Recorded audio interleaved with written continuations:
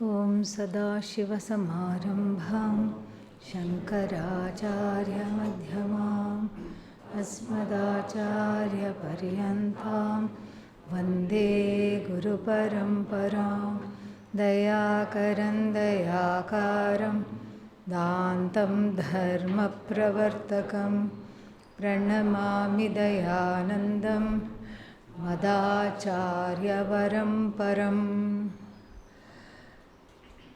Om Sahana Bhavatu Sahanau Bhunaktu Sahaviryam Karavavahai Tejasvinavadhitamastu ma vidvishavahai Om Shanti Shanti Shanti Om Bhadram Karnebhih Shriniyamadevah Bhadram Pashyemakshabhiryajatrah Sthirairangai Stushtvagam Sastanobhih Vyasyemadevahitay yadayuh Swasti na Indro Vridhashravah Swasti nः Pusha Vishvavedaः Swasti nastarkshyo Arishtanemihi Swasti no Brihaspati'r dadhatu Om Shanti Shanti Shanti Tasmai Sahovacha Pitamahascha Shraddha Bhakti Dhyana Yogadavaihi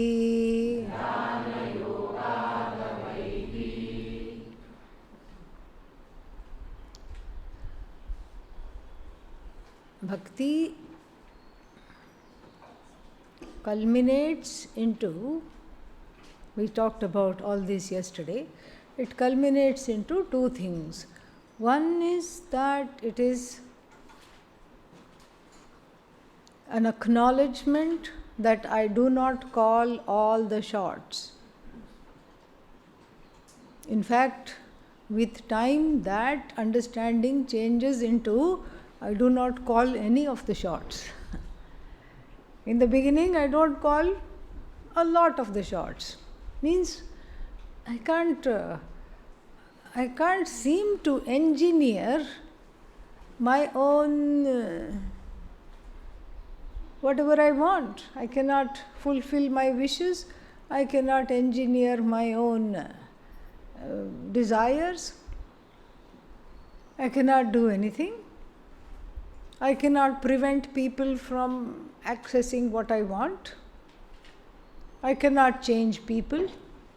I can barely change myself.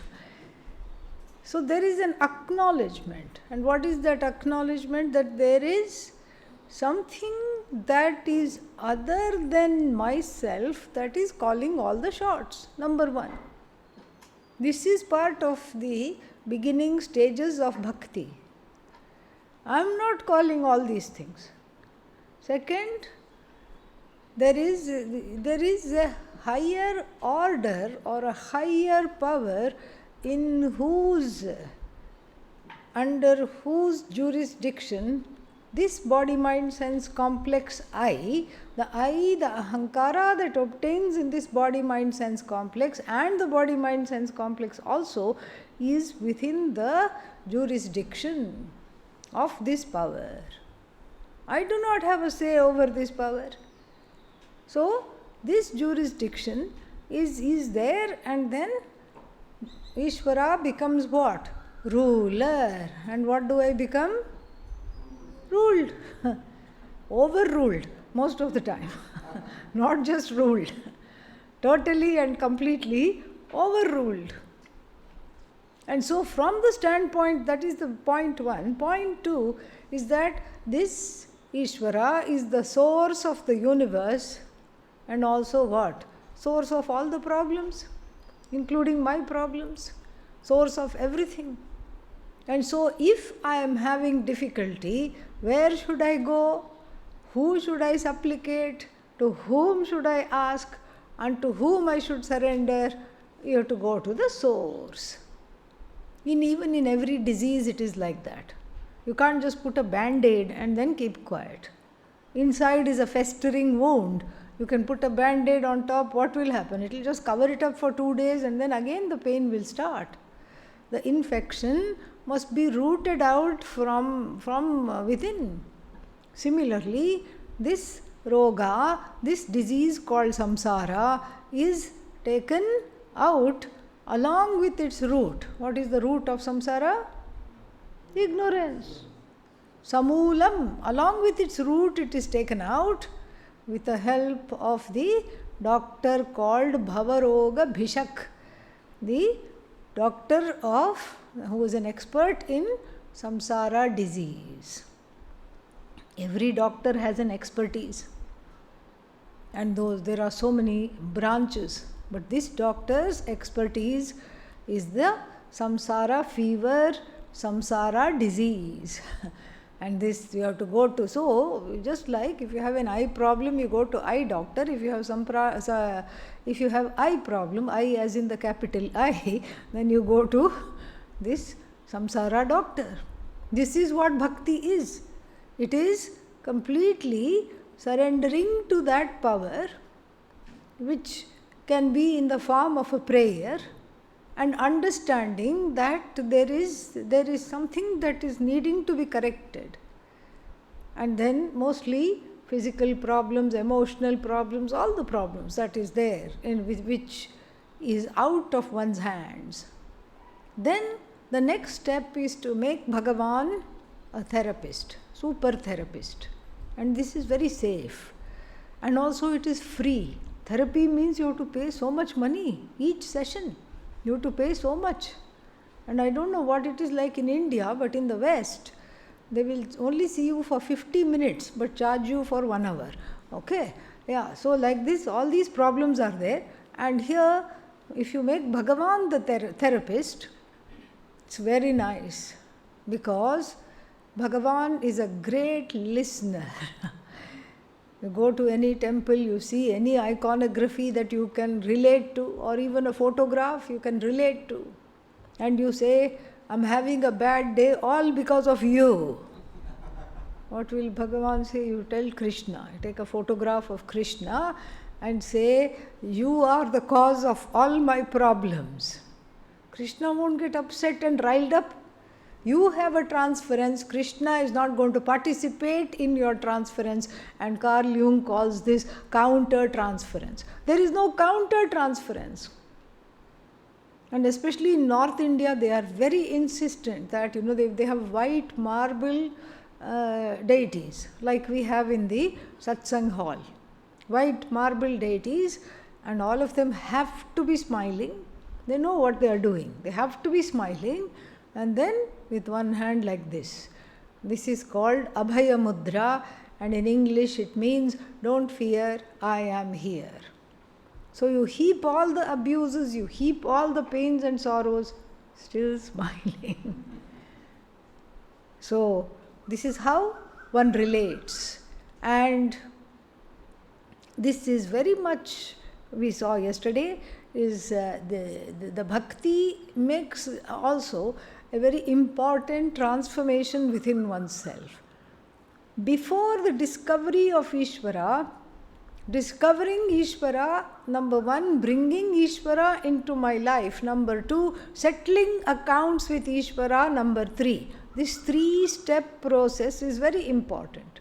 So before the discovery of Ishvara, then there was a lot of alienation, there was loneliness, there was fear, and then there were parallel agenda. There is a flow called Ishvara, that includes the flow of my own life, but then I have my own agenda. I want to do this, I want to become this, I want to have this, I don't want to have this, I can't deal with this. And then by some quirk of fate, whatever I don't want, I get 2 helpings of. Like Pujya Swamiji and the Karela story. He did not care for Karela, but wherever he went for bhiksha, what did he get? Karela. Next time also Karela. Even appetizer Karela, dessert also Karela. How did this happen? Because somebody thought he liked Karela and they spread the word. And then what did he have to do? He had to change his relationship with Karela and start to love the Karela. Karela means bitter gourd. And so like this, I find that there are two parallel things. One is Ishvara's flow, and then what is the other one? My own flow. The Jiva's flow. The Jiva's flow of which is the result of subjective vision and distorted vision of Ishvara's flow. Distorted vision of Jiva, Jagat, Ishvara. That is why I have a parallel flow, or a flow that's going, not even parallel, but my flow is going this side, Ishvara's flow is going that side. Completely opposite. This is the cause of samsara, this is the cause of sorrow, because I don't have the basic understanding how to live in Ishvara's flow. First I have to understand. That is the culmination of bhakti. We pray, let there be more of you and less of me in me as me. More of you means more objectivity, more patience, more accommodation. Less of me means less impatience, less anger, less intolerance. And this bhakti makes one ready for mukti, because already there is oneness between me and Ishvara on the everyday level. The paths that were going completely in opposite directions are brought together and they merge, because I give up the futile quest of trying to manufacture karma phala, because I can't. Karmani eva adhikarahate.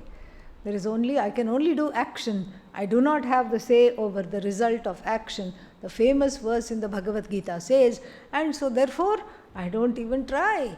I don't try to do that. It doesn't mean I become a passive onlooker of my life. No. Whatever I can change, I can. Whatever I can't change, I have to learn to grow and be in acceptance. So then the paths merge, come very close, and that's when I become ready for this teaching, for this knowledge. It says towards the last verse of the Shvetashvatara Upanishad, another famous Upanishad. What does it say? Yasya deve para bhaktihi yatha deve tatha gurau tasyaite kathitha hi arthaha prakashante mahatmanah iti. That's the last mantra of the Shvetashvatara Upanishad. Yasya deve para bhaktihi, for whom there is the ultimate devotion in Bhagavan. Yatha deve, and just like the person has complete devotion and surrender to Bhagavan, similarly that same attitude is there for the teacher as well. Yatha deve tatha gurau. In the teacher also I have that same trust, same devotion. And then tasya ite, for this person alone, kathitha hi arthaha, the meanings of all the words of the Upanishad that have been taught. You can have best teacher in the whole world like Lord Brahmaji, but then one comes out unchanged. Why? Because this bhakti was not there. So for the arthaspuranam to take place, for me to find meaning in what is said, and for that meaning of the words of the Upanishad to become alive in me and bless me with their artha, with their purport, with whatever has to be revealed, the Jiveshwara Aikya, the oneness between the Jiva and the Ishvara, that which has to be revealed, when this happens, when that happens, when does that happen? For whom there is ultimate bhakti in Bhagavan and Guru. Only then the words of the Shastra come alive in my heart and start to talk to me. Prakashante, they shine. Up till then they are just dull things received. Ya tattvamasi, ya aham brahmasmi. Okay, next. Let me go to the next Mahavakya. Let's see what that's about. So here, that for the words, the revealed words of the Shastra, handled by the teacher, only shine when there is bhakti towards the source of the knowledge, the Shastra and the Guru, and when there is bhakti towards Ishvara. And in that bhakti, that is where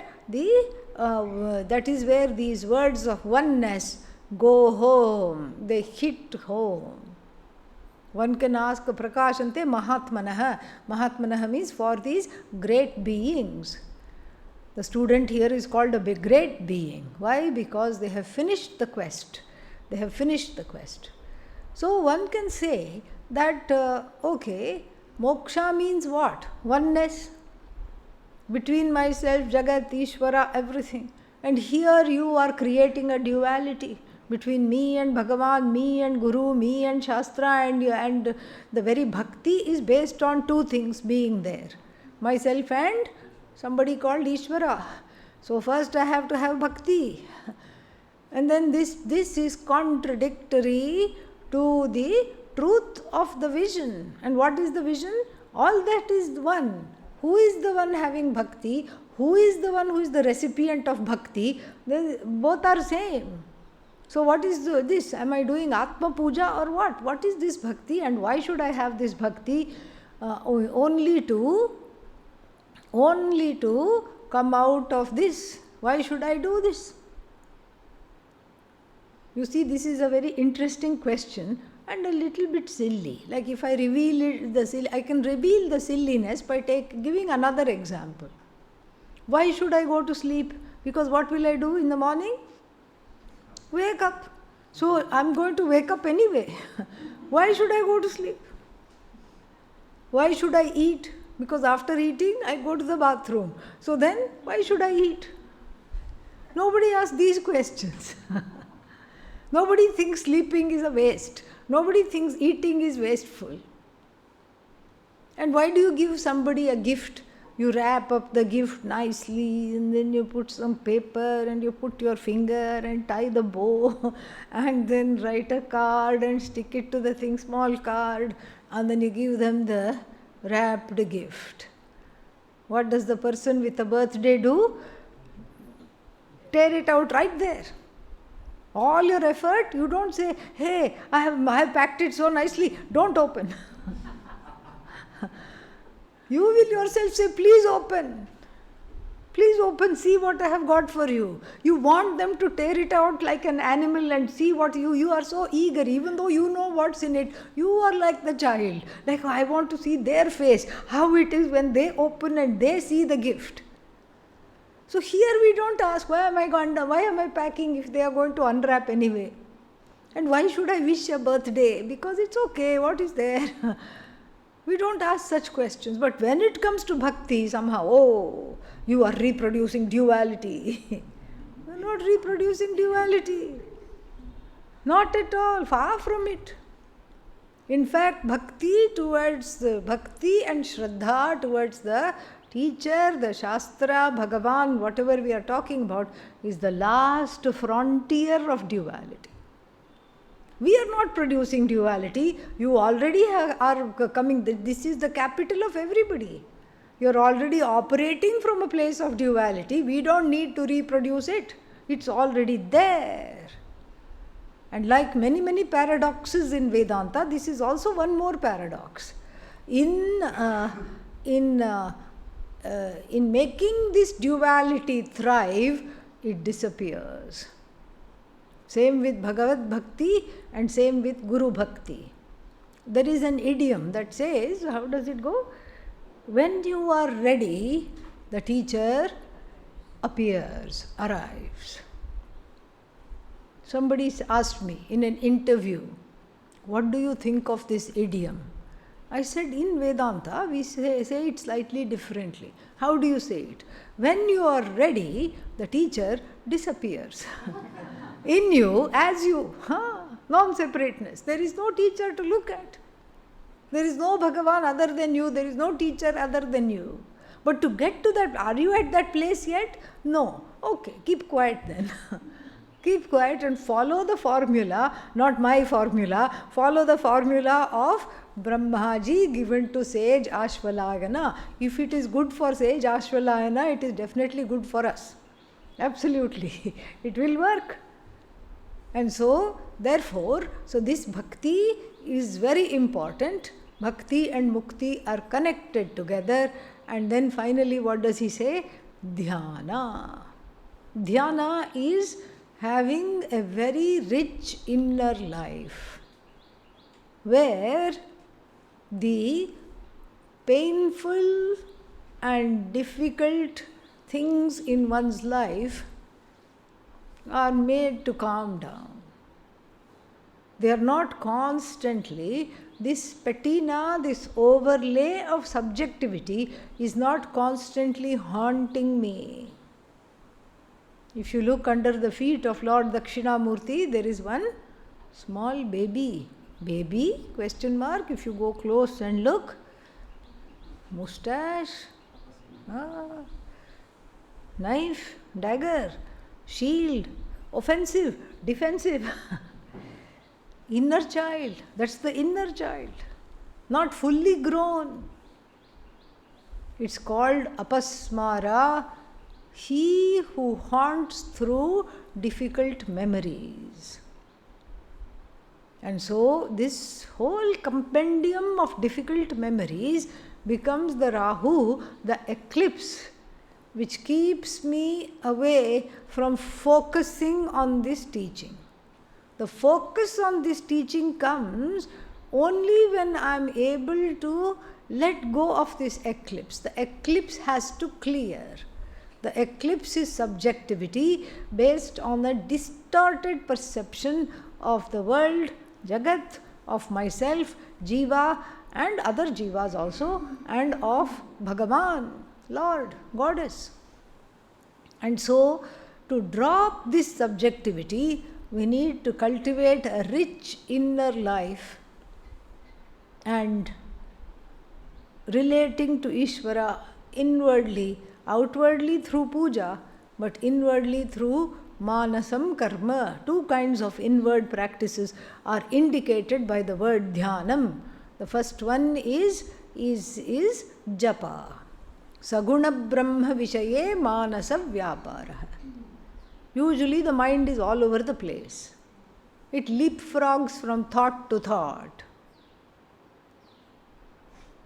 And people say, without rhyme or reason. There is a reason. Sometimes even a rhyme is there. You see the car called Honda and immediately you say, I'd like to have a Bonda. So there is a connection. There is a rhyme. Especially on a rainy day like this, it's nice. So there are all kinds of connections, those between the thoughts, but those connections are invisible to me because they are part of the unconscious mind. So it looks like the mind is free floating from thought to thought, and we let it free float because this is how perception takes place. You don't keep on focusing. The mind is not designed to keep on focusing on one thing all the time. Otherwise, first you see a pot and then you see an elephant. The elephant is standing on top of the pot and the whole day goes like this. And then you see a flower and then you see the elephant on top of the elephant. There is a flower. Then you see a human being. The human being is sitting now in the flower. It doesn't happen like that.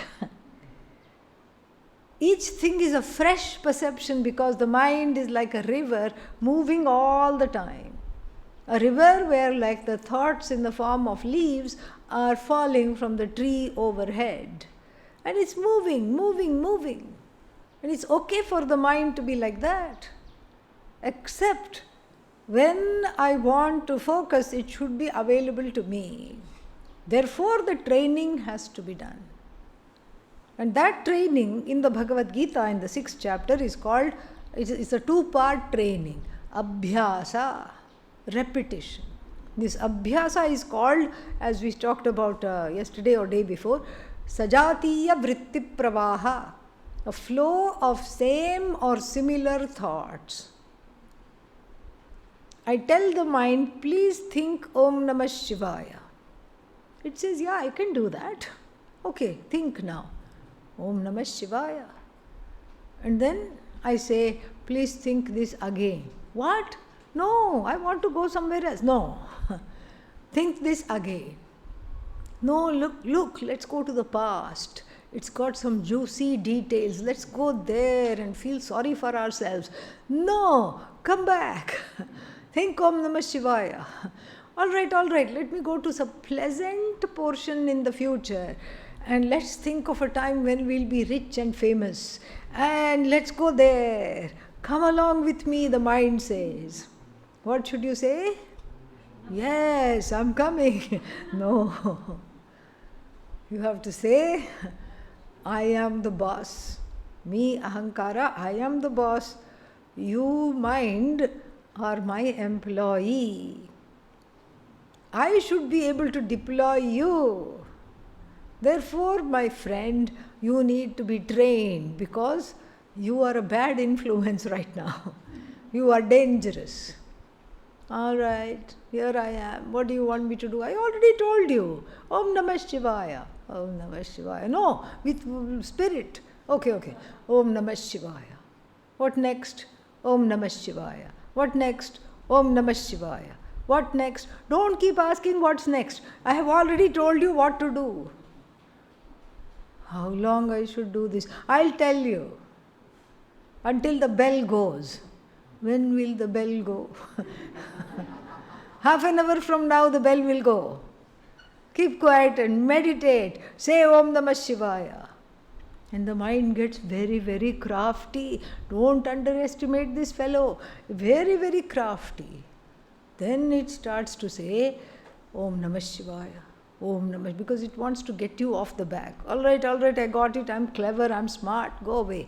Om Namah Shivaya. And then it starts to slowly drift from Om Namah Shivaya to some other things. There is some, again, one rhyme or reason. Something is there.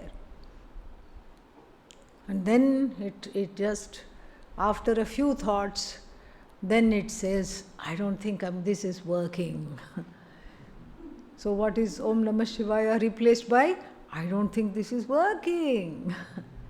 And then again, no, I have to chant Om Namah Shivaya. Om Namah Shivaya. How much more time is left? Where is the clock?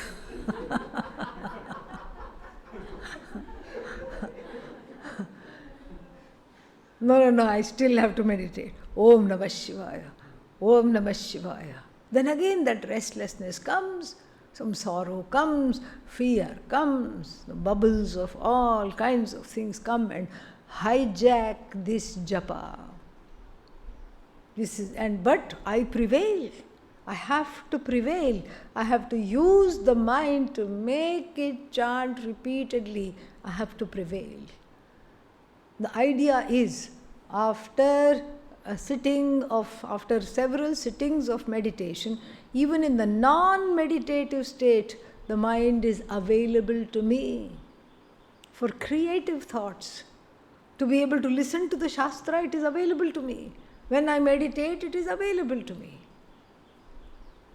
In fact, listening to the Shastra itself is meditation, because the whole class is what? Sajatiya Vritti Pravaha. The same kinds of thoughts, the same kinds of messages are being given. Sajatiya Vritti Pravaha, Sajatiya Vritti Pravaha. Same kinds of things are being given. And then, therefore, if I listen to the class very, very carefully, then it is having meditated for 1 hour. And 2 Vedanta classes per day, 2 hours of meditation. Very amazing this is. And so this is Sajatiya Vritti Pravaha, which replaces Vijatiya Vritti Pravaha. That is what Dhyanam iti uchyate. This is Dhyanam. Oh, but I want uninterrupted flow. you don't, that is not dhyanam. That is samadhi. Uninterrupted absorption is called samadhi. Dhyanam is when the mind goes away and it is repeatedly brought back. In Buddhist ashrams, they have this bell. Every now and then, 3-4 times a day, sometimes more, 8 times a day, they just ring it. And it's an indication to drop whatever you're doing for half a minute, 1 minute, and just come back to the present time. Come back to yourself. It's a very interesting practice, very nice, I find it. So like this, the mind needs a reminder to come back to the present, because otherwise it is all over the place. Dhyanam can also mean nididhyasana. Nididhyasana means contemplating on things you already know from the Shastra. You can't contemplate on things you don't know. If you don't know what is Tattvamasi, you cannot use that sentence for contemplation. If you know it, you have been explained it by the Acharya, then you can use it for contemplation. So, like this, reveling deeply and reveling repeatedly in that same pravaha of the Shastra as the truth of oneself. Kalam naya nirantaram. The Shastra says, keep contemplating. The question, how long should I contemplate, must not come at all. Why must it not come? Because it's not a chore. If somebody is told, wash the dishes, then you can say how long I should wash the dishes. A whole ashram load of dishes is there, especially after Bhandara. There's a mountain of dishes. How long you want me to wash the dishes? You can ask. But nobody asks the question, how long should I be happy? How long should I just enjoy life? Why? Because it's not a job, it's my own nature. Similarly, nididhyasana is my own, it is reveling in my own nature. So this combination, a very wonderful combination, the teacher gives in the form of 3 very beautiful, important things to cultivate, sadhanas, to cultivate that Shraddha Bhakti Dhyana Yogad Avaihi. And then he continues with the teaching. Na karmana na prajaya dhanena त्यागे नैके अमृतत्वमानशुः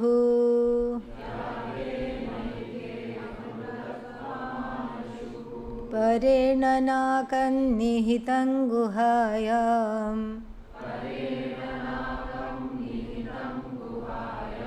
विभ्राजते यद्यतयो विशन्ति विभ्राजते यद्यतयो विशन्ति. Then the phala, the fruit of this Shraddha Bhakti Dhyanam is given. What can I expect out of this? Like a baby phalashruti. Actually, it's a grown-up phalashruti, but it's telling the next 2 verses, talk in detail the culmination of how it is when this knowledge is gained.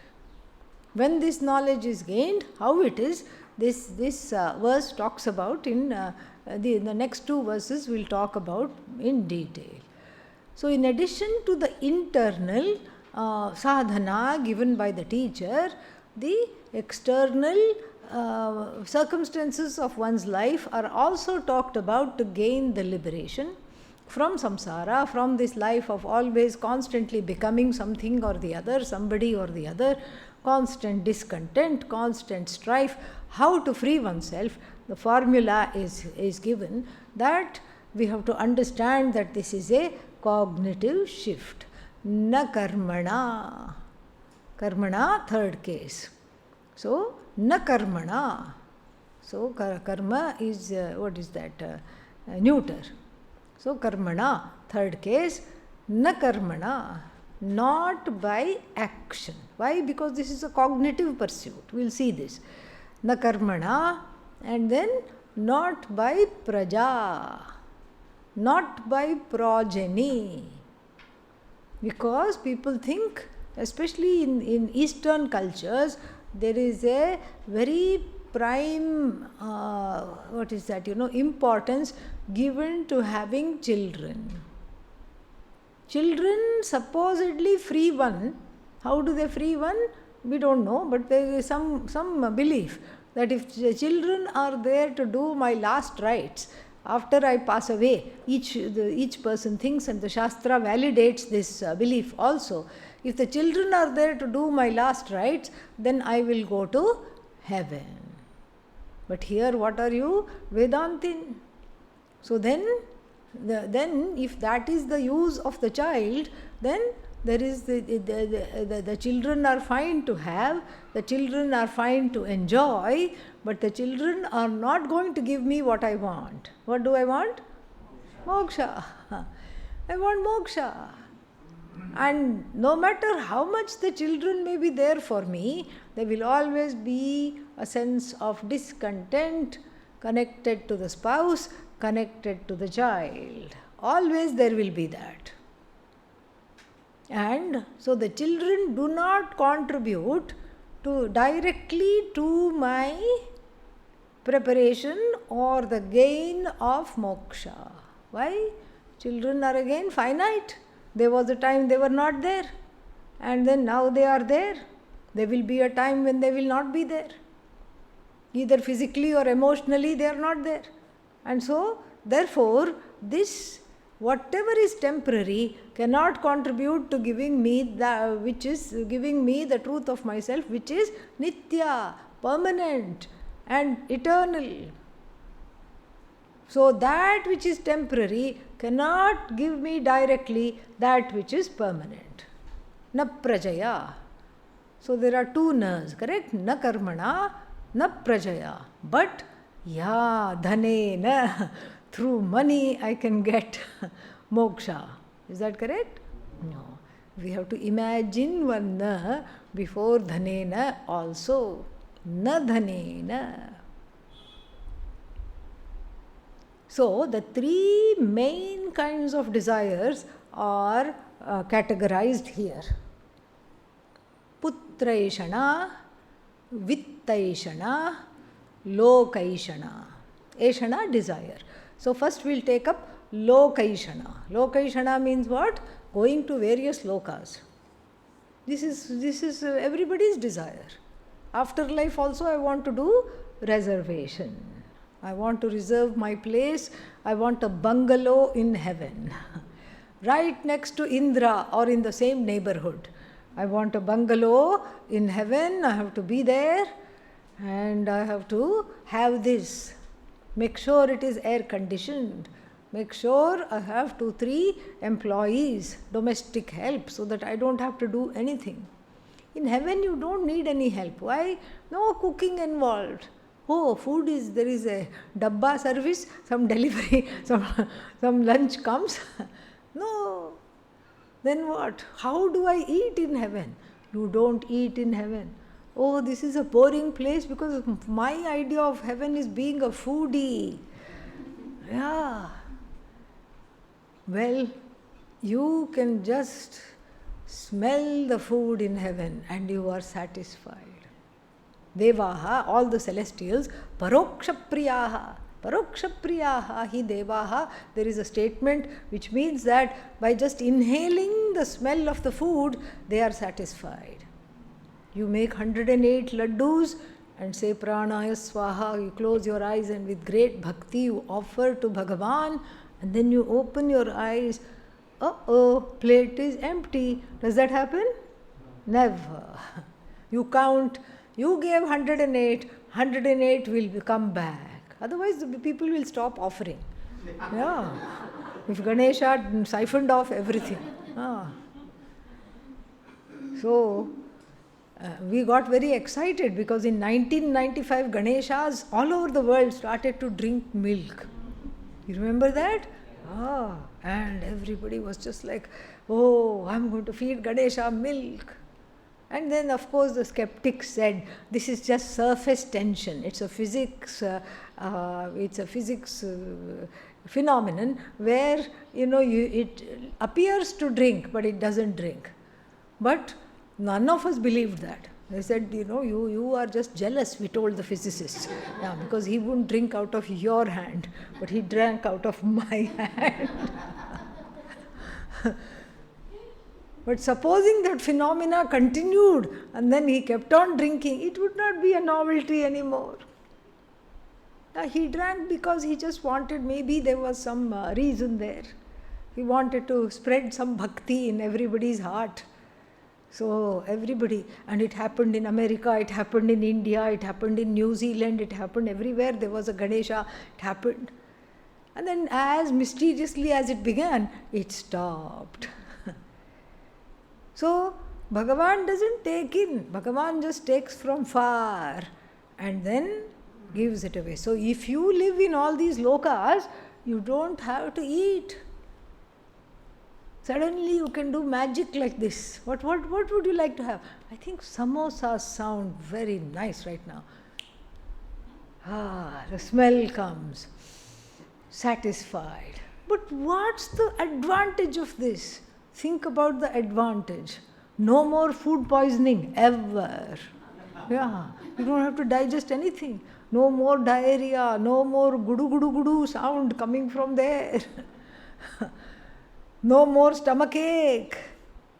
No more gastroenteritis. No more nothing. No issues. Always you can be fantastic.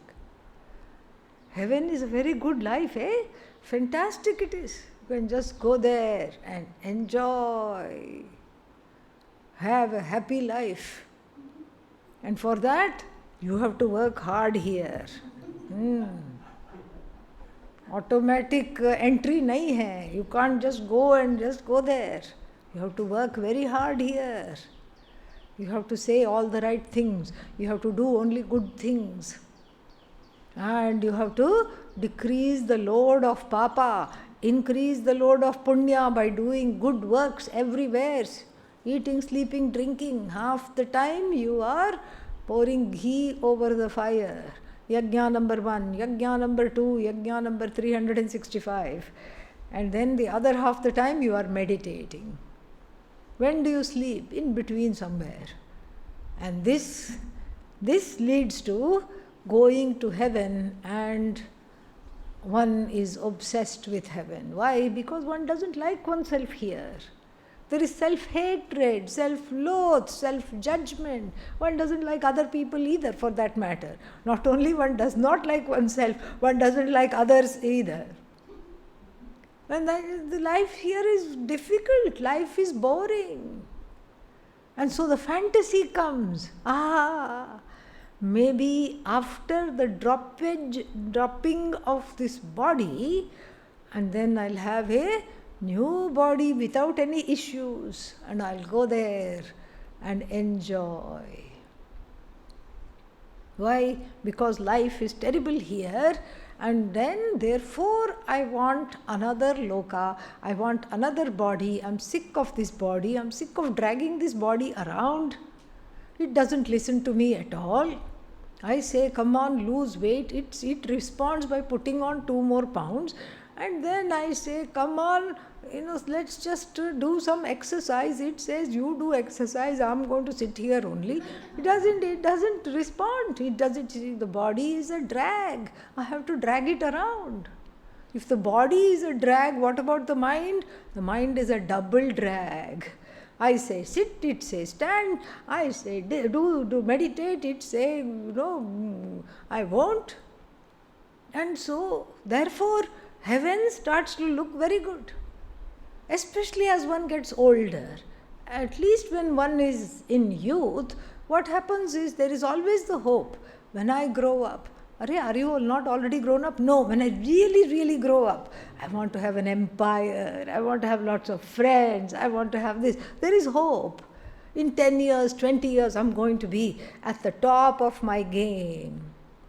But when one thinks one has only 10 years to live, one is already in the 80s, hope fades.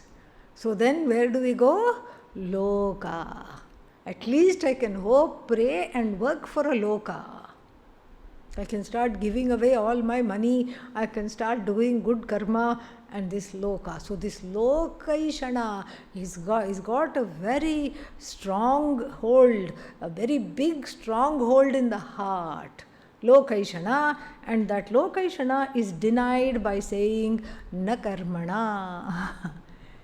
So no matter how many lokas you go to, even when you go to Brahma loka, which is the highest loka that karma can take you, what is Brahma loka like? Very nice, free drink they offer as soon as you come, some soothing herbal tea and all these things. And then they invite you to come sit on a nice fluffy cloud. You're sitting on the cloud with one more cloud as backrest. Very nice, ha ha ha. What's happening now? Do I get to stay here forever? No. Then where am I? You have just been admitted to a course. A course? That's what I was doing before I came here. What kind of a course is it? It's a long-term 3-year course. What? Get out of here. No, it's a course. Look, there is a place for the teacher. Oh yeah, I see the teacher's place. Interesting. Who is the teacher? Lord Brahmaji is the teacher. Brahmaji comes and occupies his cloudy desk and his another cloudy dais.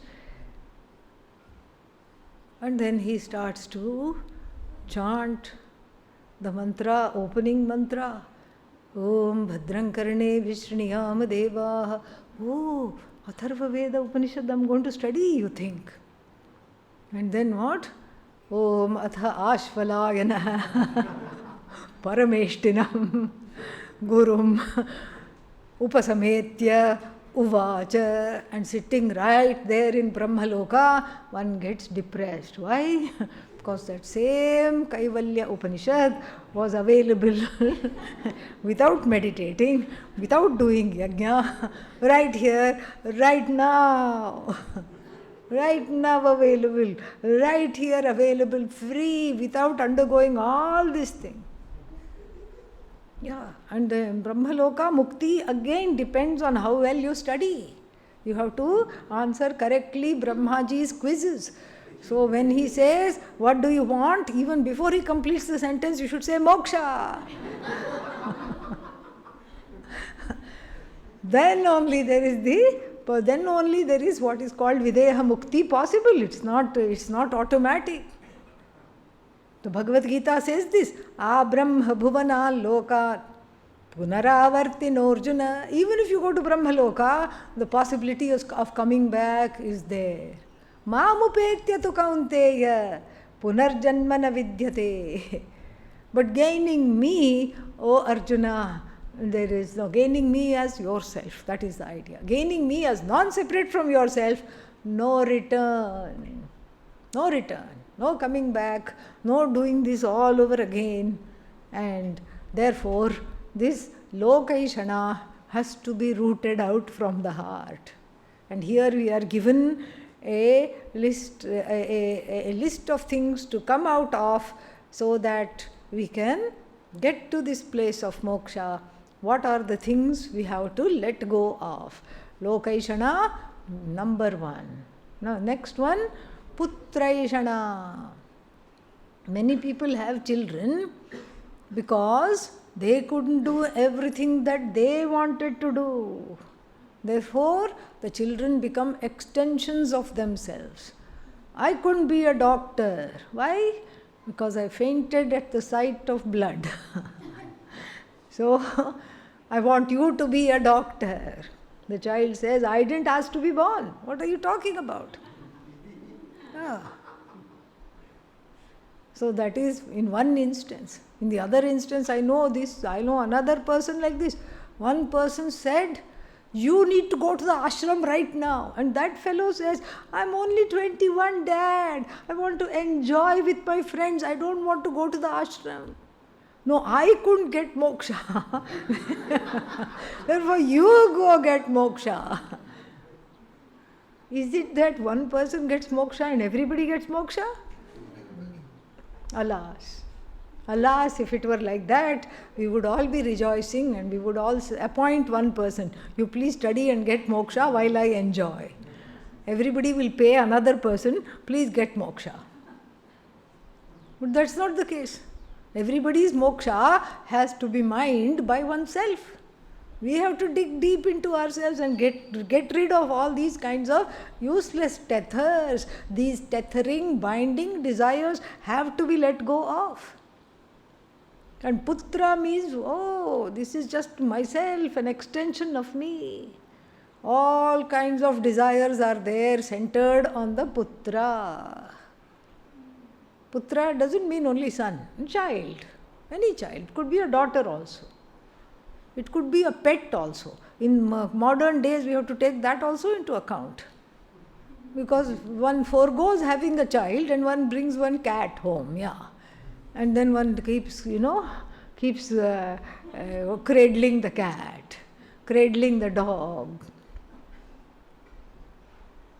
And so, putraishana includes the love for becoming a mother or a father to some small thing that will listen to me and that will do exactly as I want.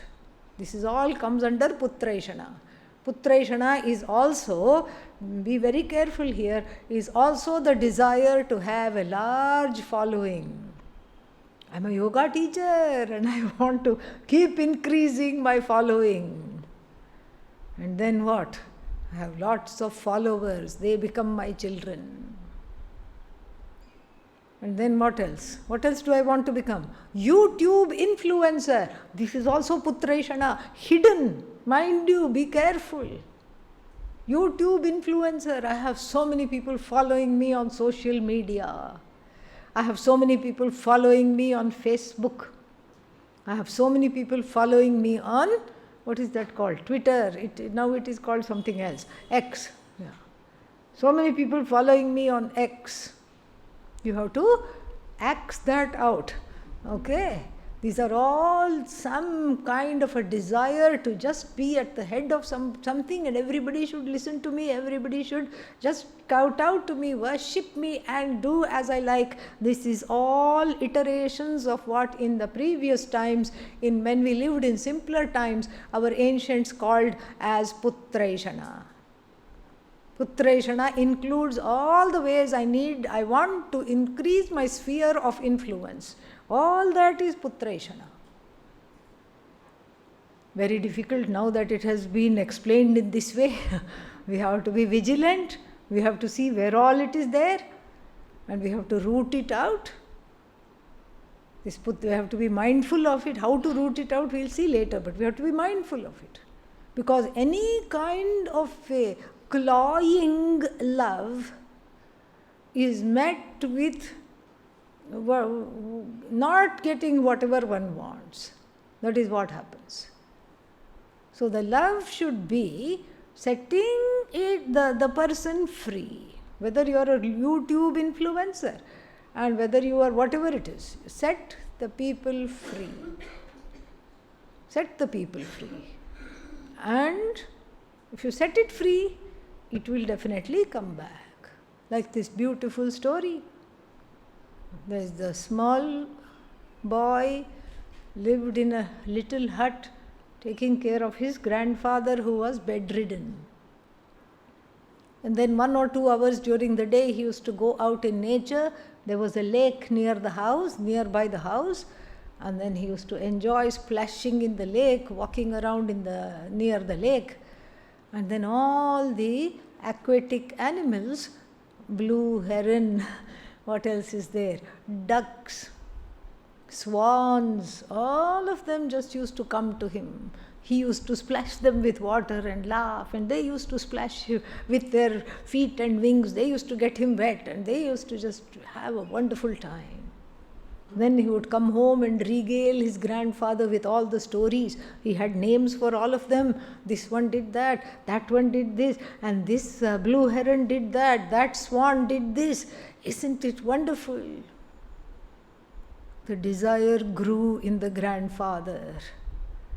Oh, they all come to you. Yes, I hug them. We have group hugs and they are just right next to me. We have swimming competitions. Which one goes to the other side first?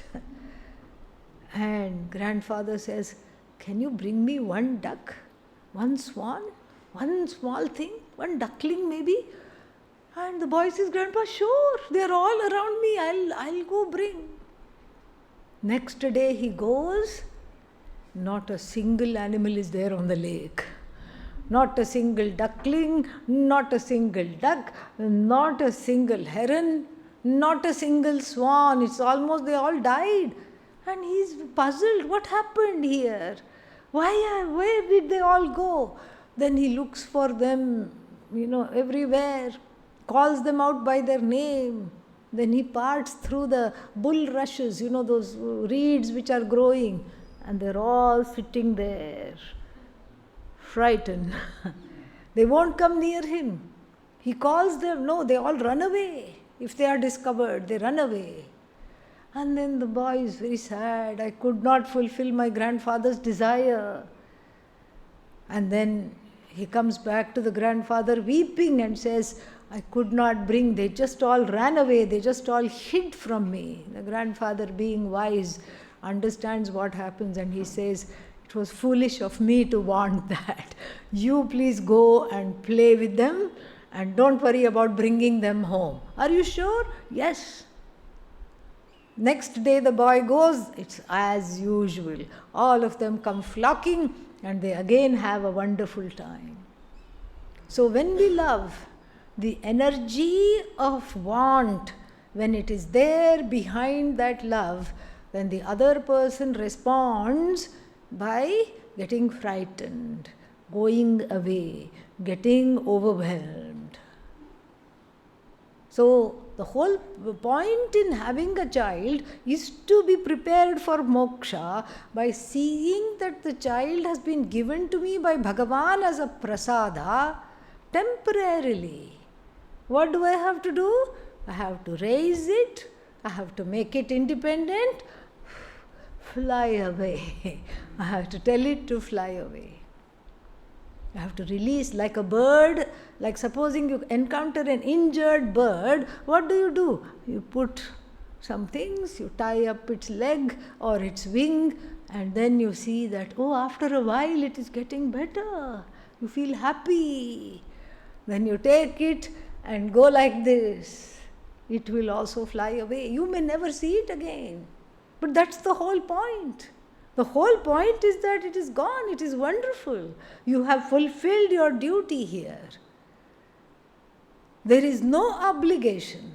Regardless of what the Shastra says about the last rites and all, there is no obligation that the child has to take care of you in your old age.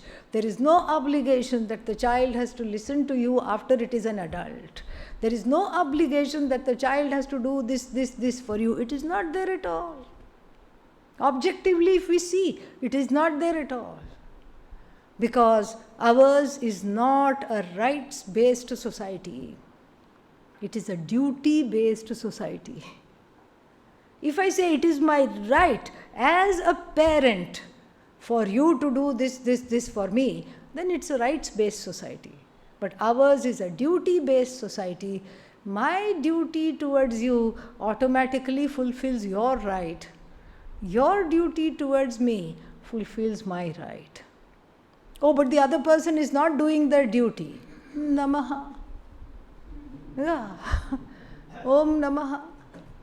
Let them not do their duty. You can't force them to do their duty, can you? No.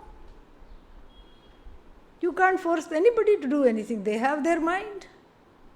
You can hope and pray and wish, but you cannot force them. Their duty towards you, if there is a drop, then you grow out of wanting that. So children become nimitta for moksha indirectly in two ways. First way is that whenever they are there, they prepare you for moksha by pressing all the buttons you never thought you had. You never thought you had the button. You thought, I'm a nice Vedantin. Look, everything is nice.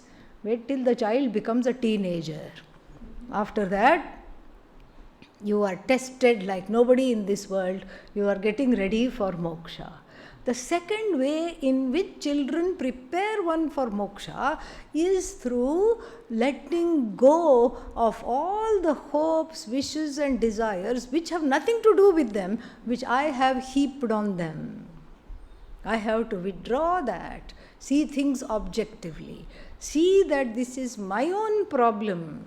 This is nothing to do with the so-called child. It is my own problem. I have to grow out of this. And then only this putraishana is taken care of. What's the last one? Dhana, which says vittaishana. We'll see that tomorrow. Om Purnamadav Purnamidam Purnat Purnamudachyate Purnasya Purnamadaya Purnamevavashishyate. Om Shanti Shanti Shanti. Harihi Om Shri Gurubhyo Namaha. Harihi Om.